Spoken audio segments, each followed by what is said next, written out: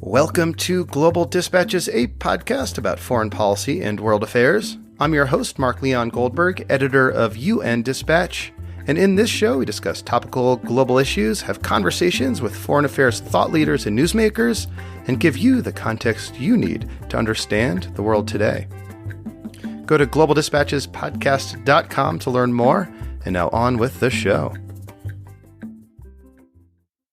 My guest today, David Kaye, is the author of the UN's first ever report on the regulation of user-generated online content. That is, how governments and companies like Facebook and Twitter police their users.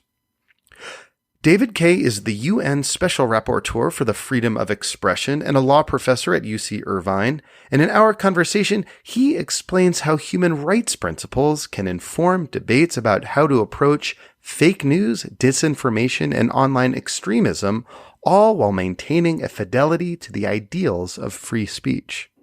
I'll post a link to the report on globaldispatchespodcast.com, and I really recommend people take a look at it because it's such a unique report. It examines policies in both more authoritarian countries and more liberal countries, as well as the disparate policies of social media platforms themselves, and is really the first global examination of this issue. I personally found this conversation helpful and clarifying and still leaves a lot to chew on, so I think you will enjoy my conversation with David Kaye. As always, if you have suggestions of people you want me to interview or topics you want me to cover, please do let me know.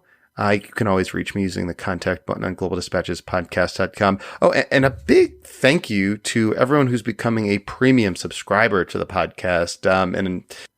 And there are a number of new premium subscribers out there. So big thank you to those of you who have signed up in recent weeks. And just as a reminder, the premium subscription to the podcast unlocks some bonus episodes that's for premium subscribers only, and also entitles you to a complimentary subscription of my daily news clips service called Don's Digest. This is a daily roundup that I and a partner put together of the most important, most relevant global humanitarian news of the day, and it arrives in your inbox early in the morning, and you can get that when you become a premium subscriber.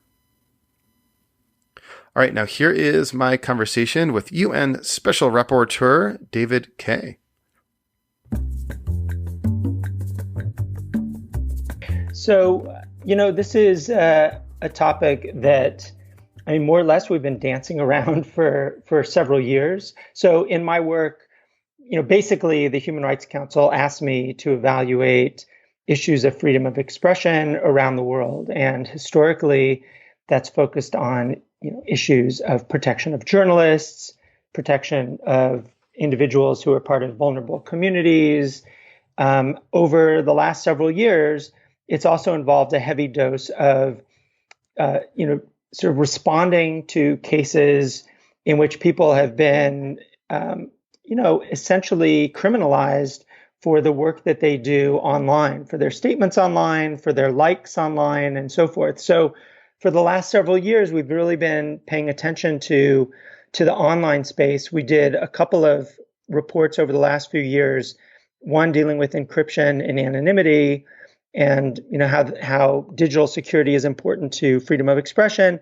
And then we've moved to really spending time looking at the private sector and its overwhelming role in shaping freedom of expression online. And so last year I did a report on infrastructure, basically digital access and internet shutdowns and things like that, and how those, particularly as pressed by governments, is undermining freedom of expression for billions of people.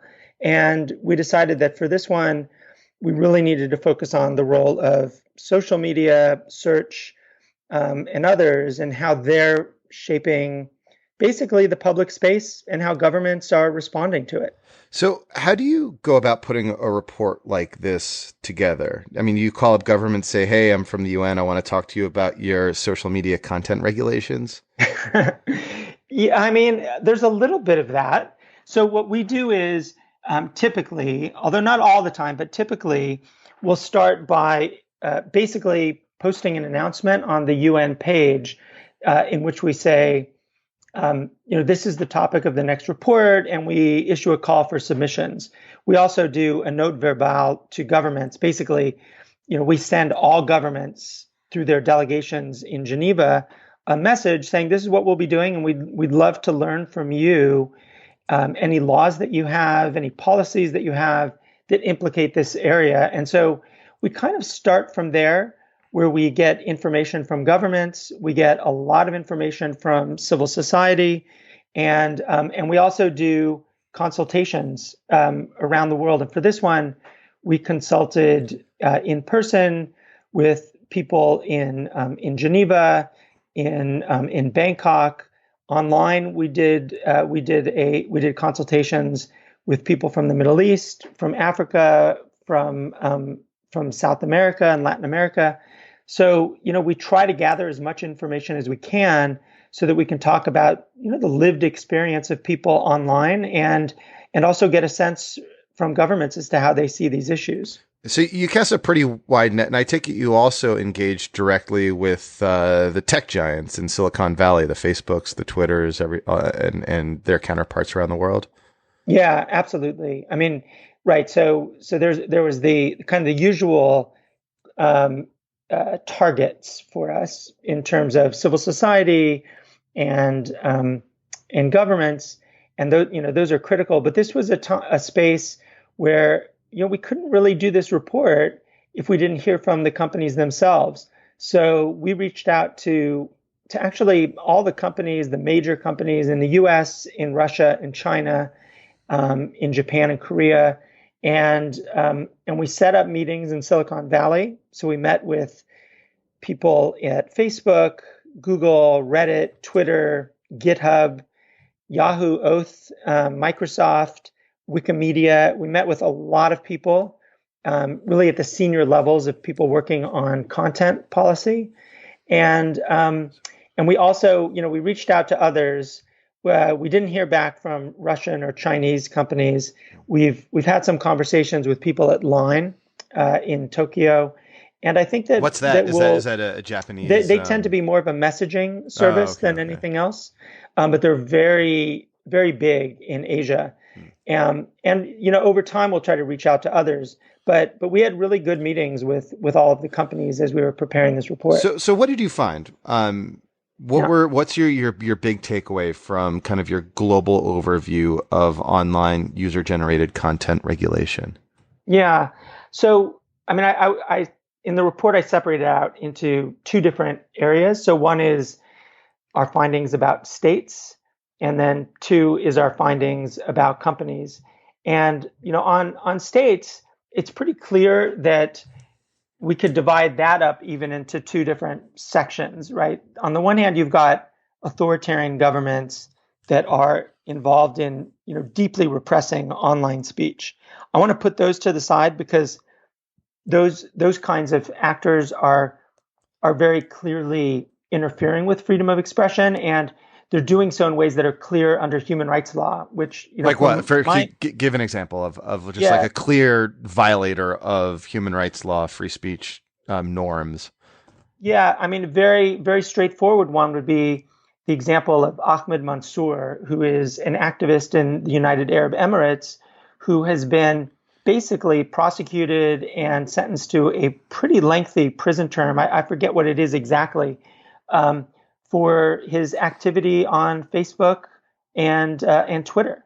And the same is true for Bahrain. They've sentenced a range of people, number of people, simply for their likes and their activity on social media. What about a case like Egypt, for example? So I saw the other day that Egypt is considering, or may have actually passed, a new law that seeks to put any account that has more than 5,000 followers under the jurisdiction of some like media oversight company. So all of a sudden, if you have more than 5,000 followers, you're considered like a media, presumably, so you can be more easily shut down. Yeah, that's really concerning to us. And we communicate with governments about those kinds of restrictions. I mean, I would put Egypt into the same category as the UAE and Bahrain and others across the Arab world. across the Middle East, really, who are criminalizing online speech. And what Egypt has done is basically taken the legitimate concept of cybersecurity law and transformed it into a way to punish activism and peaceful protest and criticism of the government. So, they've long had laws against the dissemination of false information, fake news laws, basically, the precursor of what we've seen talked about today. And they've used that really heavily in the last several years since, the ascension of Sisi as the leader of the country. And, it's deeply problematic, but it's also like those kinds of instances are very clearly violations of human rights obligations, which, for me is Article 19 of the International Covenant on Civil and Political Rights, or the Universal Declaration on Human Rights, which, gives everybody the right to seek, receive, and impart information and ideas of all kinds. And it imposes really limited opportunities for states to restrict that. And it's just clear in the authoritarian context. And there's a wave of this, really, of authoritarians. I know another example that's been popping up recently is Uganda, which for a time sought to impose some tariffs and taxes on the use of social media, presumably in order to deter it, like, treating it like a vice. No, exactly. I mean, we see this around the world. We see, kind of different levels of creativity around restricting free speech online. And what's the most deviously creative example that you've seen? That's a really good question. I mean, most of the time, I have to say that the authoritarians are not that. It's not that they're that clever or devious. They're pretty straightforward restrictions on speech. I mean, one I think that people have been looking at for a long time is requirements for data localization. Right? So this is a little bit different than the direct content regulation, but many states, Russia has a law, for example, that says that if you are a social media company and you're operating in our market, you have users in our territory, their data, their personal data, should be kept on servers in our territory. Now, that in some places that might be privacy protective, right? If you're in a GDPR country in the European Union, that actually might enhance the privacy and security of an individual user of Facebook, let's say. But if you're in Russia, that basically is saying Russia will get access to your data, and that has a very significant chilling effect on the kind of speech that you'll engage in. I would say, though, that because the authoritarian examples are fairly straightforward, the harder ones and the ones that we should be paying attention to, particularly in the West, are the ones coming out of the European Union, right? So if you look at the European Commission's various activities around what they refer to as illegal hate speech, the creation of internet referral units in which basically different either national or EU level policing outfits will refer troubling content to the companies to have it taken down. If you look at Germany's NetzDG law, which imposes very significant fines on companies that don't kind of on a systematic level, impose restrictions so that hate speech and other illegal content cannot be shared. These, I mean, to my mind, are the places that we should be really focusing on and be concerned about. I mean, we should obviously be most concerned about the authoritarian threats, but I think that the future of discourse, of freedom of expression in democratic space really requires public accountability, transparency, and other measures, and not, basically governments forcing the companies to do things that they themselves can't do under human rights law. Well, let's sort of examine that German example a bit, because I think it's really interesting, and it's sort of, I think, distills, I think, probably some of the big sort of political and legal and ethical challenges you're facing. I mean, Germany, like many countries in Europe, unlike the United States, does have restrictions on hate speech, born from their own historic experiences.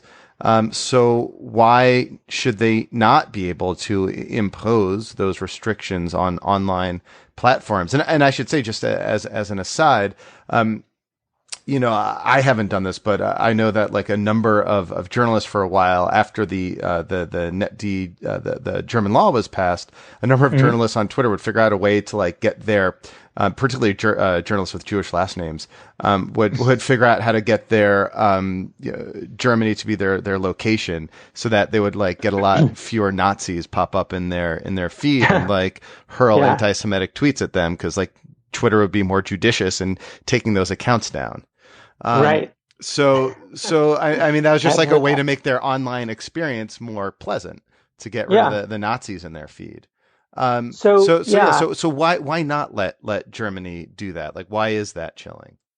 No, I mean, so the first point is, yes, every government has the right to enforce its own laws in its territory. I mean, I think if we went through a list of the German laws that are specifically at issue in NetzDG, we'd have some concerns about their compatibility with free speech law. Not all of it, and I think, of course, you need to recognize that Germany has some kind of specific, let's say, historical reasons for restricting certain kinds of speech. But they also restrict speech, for example, related to insult, right? And what Germany is actually asking the companies to do is to adjudicate pretty difficult questions of law, like putting aside issues of, incitement to violence or neo-Nazi content, or, things that are very obviously inconsistent with German law, asking the companies to basically be an adjudicator for some very difficult issues of speech law. I think, it detracts from the notion of public accountability for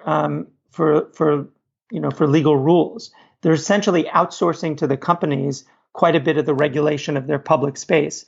If NetzDG were instead basically to say, we've got this law and we're going to enforce it, and we're essentially going to work with the companies to create something like, now I'm just spitballing this, something like an internet court in which you have specialists who on a pretty quick turnaround basis can evaluate these kinds of issues, but can do so under terms of public accountability, I think we'd be in a different environment. But what NetzDG says is this is up to the companies to do. And I think that's just problematic, basically. I mean, I should say, though, and this might be a decent segue into the company's responsibilities, one thing that NetzDG does, which I think is worth applauding, is that it imposes transparency and disclosure requirements on the companies themselves. Because one of the things that we saw through our research over the last year and a half, 2 years, and I think that most people kind of intuitively understand, is that the companies are really opaque. They're opaque about how they adopt laws. I mean, laws. They're opaque about how they adopt their community guidelines, their standards, their rules. They're opaque about how they enforce those rules. Most people don't really have a good understanding of how that works, whether it's possible to appeal when your content is taken down. Yeah, I was going to say that's actually like a pretty consistent problem where you have people like wrongfully accused of exactly, and their account suspended for a while, and that that's an abrogation of their right to free speech. Yeah, well, so I think that Germany is doing the right thing on the transparency side, but not so much on the public accountability side. When it comes to what the companies are doing, I think there's a first question that I think we can sort of talk about a little bit, which is, although it gets a little bit theoretical, is to what extent are these companies essentially serving as custodians of public space, right? If they're and I think they clearly have a major influence on public discussion, public debate. They are a public forum that's privately owned, and they just more or less in most parts of the world lack real competition. It's true that in the United States, if you leave Facebook, you can go to Twitter, or if you leave Twitter and Facebook, you could use Instagram, owned by Facebook, or you could use any number. You could be active on Reddit. You have choices in which you can decide where you can be active. That's not really true in many parts of the world. And so I think in that kind of situation, these companies really need to be thinking first about, to what extent their rules should be consistent with public norms, which I think of as basically human rights norms that can be globally consistent. And then secondly, to what extent should they be opening themselves up to a kind of form of public accountability that doesn't exist right now? So how do you thread the needle on something like Facebook regulating a site like InfoWars, right? Which is this kind of conspiracy theory-minded site, one that, spread, truther, Sandy Hook truther, conspiracies, but also is one that, has, had the president of the United States on to interview. So how do you how does a company like Facebook thread that needle, whether or not they de-emphasize or boot content like that from their platform? Yeah. So what does human rights law say about that, and human rights norms globally say about a question like that? Yeah. So, think about it first. Imagine if Facebook were state owned.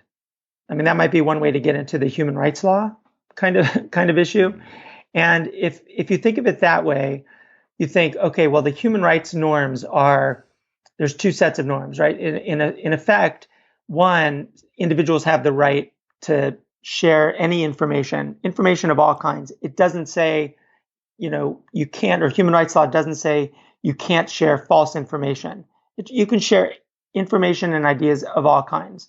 States can restrict that freedom as long as it is provided by law, which means it's got to be basically clear and adopted by normal procedure, and it's got to be necessary and proportionate in order to protect a specific interest. And those interests include the rights or reputations of others, national security and public order, and public health and public morals. So if you think of it using those terms, the question of, Facebook, if it were state owned, right, regulating InfoWars would be a little bit clearer. And I think, to my mind, it would lead us, and I think this is a very hard question, but for specific kinds of posts and specific kinds of content, particularly the content around Sandy Hook, I think you could make a case that that content is interfering with the rights of others, the private rights of others, the reputations of others. That is the parents of those, the poor kids killed at Sandy Hook, right? And in that case, you then ask, well, is it necessary to take down that content? Are there other tools that individuals can use in order to deal with that kind of threat to their private rights, their individual rights? And I think there may be other ways other than Facebook taking that down to deal with that kind of threat. I see this really from the perspective of how difficult it is for Facebook or for a public authority to draw the line at what's truthful and what's not, how it can be the arbiter of truth and falsehood. And, I think that InfoWars is on, the far edge in many respects, because so much of what it publishes is false and, just so much more than misleading. It's intentionally designed to incite a kind of hostility toward public figures and to private figures. If that's a systematic issue, I think Facebook needs to think about whether that's something that belongs on its platform just as a public authority would have to think, is that something that it could censor? I think it would be very difficult, if not impossible, for a state to take down InfoWars. But I get that this is a really tough call for companies to make. So, like any good UN report, yours includes recommendations. What do you recommend? What should both companies and governments around the world do to more adequately address some of the competing concerns that you identify in the report? Yeah. So, I mean, I'll focus on the companies because we've talked less about that. But it's also about maybe how government regulation can push this a little bit forward. I think the companies need to do two or three things. The first, I think that they should basically look at their content standards. So for Facebook, it's community standards. For YouTube, community guidelines. For Twitter, it's Twitter rules. And then all of the platforms have similar kinds of rules that we might think of as platform law. Because they're global and because they are dealing with communities around the world, I think they should adopt a common standard that's rooted in human rights law. I think that's consistent with their obligations under the UN Guiding Principles on Business and Human Rights. And I think it would be actually a way for the companies to justify different decisions that they might take around the world and to make those decisions in a consistent way. So that's one thing. So can I just so could you foresee like a meeting of executives from Facebook and Twitter and the competing platforms all kind of coming together almost in like a UN-ish way and kind of create like a new sort of informal or formal treaty amongst themselves that is their kind of like a common user guidelines? Well, that would be great. I don't see that happening. But I think that would be great. I think that each one on their own should adopt rules that are consistent with human rights law. I mean, basically integrating human rights law into their rules. But I think what you're describing is actually something that could be really valuable on the side of disclosure and transparency and appeal. So, as I was suggesting before, it's very hard, if not impossible, for individuals to appeal content takedowns, or if they report content that they think is, say, inciting violence and it doesn't get taken down, to appeal that. I think that if the companies got together and essentially created something like a social media council, it's a term that was developed by the organization Article 19, but a kind of public council that would evaluate these kinds of issues, that would evaluate appeals, that would kind of be like an internet court, but would be driven by many stakeholders and basically would drive a greater degree of transparency into their operations. I think that we'd be in a better place in terms of having debates over what the companies are taking down, what they're leaving up, how hard it is. Many people say content moderation is hard. Well, if it's so hard, open it up to public scrutiny so that we can have debates about exactly how hard it is. So I think your idea of getting the companies together is actually a smart one, and it's a smart one for the purposes of thinking about transparency, perhaps more so than thinking about the content of the rules themselves. Mm-hmm. Any sort of final thoughts? Anything you think you emphasized in your report, but we didn't emphasize enough in this conversation? Yeah, I guess the one thing I would close with is one of the big stories of the past year has been Facebook's failures in Myanmar. Right? There's been a lot of reporting on this, and I think. And just to explain, Myanmar, the failure you're referring to is that Facebook was used as a platform to stir up hate speech and direct violence against Rohingya minority, which resulted in things that might have led up to the genocide, if nothing else, as mass displacement and ethnic cleansing. But Facebook was a tool of incitement. Yeah, exactly. I mean, so was radio, so were other broadcast networks, so was print, but Facebook dominates the media in Myanmar, and And I think if you look back to last summer and you look at how Facebook addressed it and the tools that it had in order to evaluate Burmese language content and also to evaluate how Rohingya Muslims were communicating with one another, I think they had very little insight into what was happening at the local level. And I think this is a long-term problem for the companies, not just for Facebook. And that is, how do they involve local actors in the governance of their platforms? And how do they involve local actors in such a way so they're not just kind of parachuting in and getting, a dozen language specialists to advise them on what's appropriate and what's not for that particular market, but how can it be really owned locally? I use this example of, imagine if, the New York Times were the only publication in the United States. You'd be, to a certain extent, you'd say, okay, no problem. It's a great publication. On the other hand, they'd be terrible at covering local news. They wouldn't really have a good sense of what's happening at the local level. And I think social media and search is really in that position right now.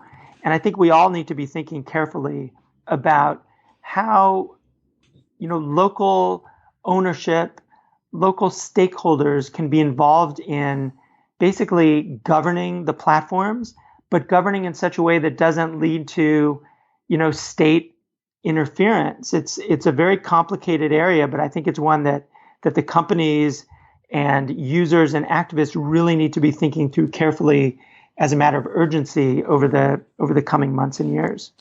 Well, David, thank you so much for your time and for this report. And I look forward to reading more on this issue from you. Mark, thanks so much. All right. Thank you all for listening. Thank you to Special Rapporteur David Kaye. I always appreciate reading his reports and chatting with him. And I suspect that we'll meet sometime in the near future. Our paths will certainly cross. They have not yet. I've not met him in person, though. I aspire to one day. David, if you're listening, we'll meet. All right. We'll see you again soon. Thanks. Bye.